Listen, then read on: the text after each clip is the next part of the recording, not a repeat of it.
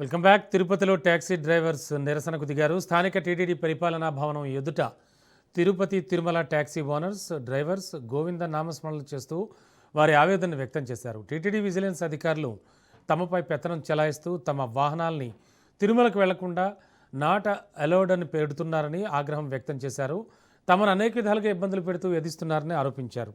పాలకులు చెప్పినా అధికారుల తీరు మాత్రం మారడం లేదంటున్న ట్యాక్సీ డ్రైవర్లతో మా ప్రతినిధి Narayana Reddy face to face చూద్దాం.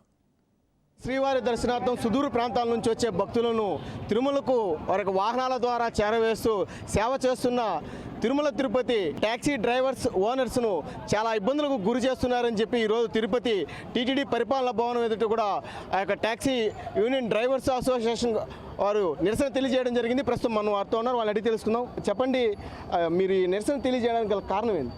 మమ్మల్ని వివిధ రకాలుగా చెప్పకూడలేని విషయాల్లో మాకు పూట గడవడం కూడా చాలా ఇబ్బందికరంగా మారిపోయింది. తిరుపతిలో ఉండే తిరుమల నమ్ముకొని శ్రీ వెంకటేశ్వర స్వామిని నమ్ముకొని మేము ఇక్కడ జీవనాధారం ఎక్కడెక్కడి నుంచో వచ్చి వేలాది మంది భక్తులు ఇక్కడ తిరుమలకి వెళ్తా ఉంటే కూడా డ్రైవర్లు కూడా ఇక్కడ ఏదో వృత్తి ఉంది మనకి, మనం కొండకి ట్యాక్సీ తోలుకొని డ్రైవర్గా ఉండో మనం ఉపాధిని పెట్టుకొని మన పిల్లలను చదివించుకోవచ్చు, మన బిడ్డలని సాక్కోవచ్చు అని చెప్పి ఒక ఉద్దేశంతో ఇక్కడికి వస్తారండి. ఇక్కడ మమ్మల్ని వివిధ రకాలుగా ఇబ్బందులకి గురి చేస్తూ నాటలోళ్ల రూపంలో టీటీడీ యంత్రాంగం మమ్మల్ని విజిలెన్స్ మరియు పోలీస్ యంత్రాంగం మమ్మల్ని చాలా ఇబ్బందులకు గురి చేస్తుంది. కాబట్టి ఇది సరైన పద్ధతి కాదని చెప్పి నేను టీటీడీని అడుగుతున్నాను.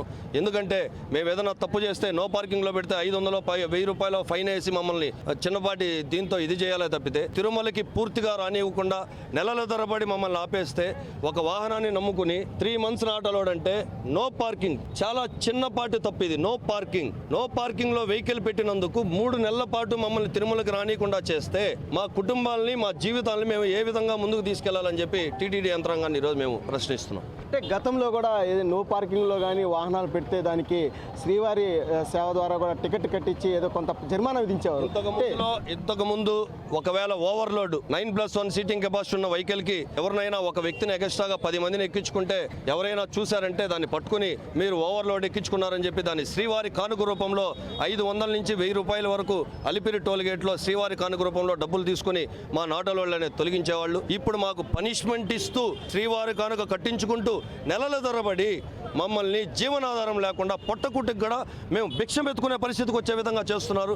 అదే కానీ మరి ఇంకా దారుణమైన పరిస్థితికి మా వాళ్ళు వస్తే మేము ఏం చేయడానికన్నా సిద్ధం, ఆమరణ నిరాహార దీక్ష చేయడానికి కూడా సిద్ధం అని చెప్పి తెలియజేస్తున్నాను. అంటే ఈ సమస్యను మీరు అంటే అధికారుల దృష్టికి ఏమైనా తీసుకెళ్లారా?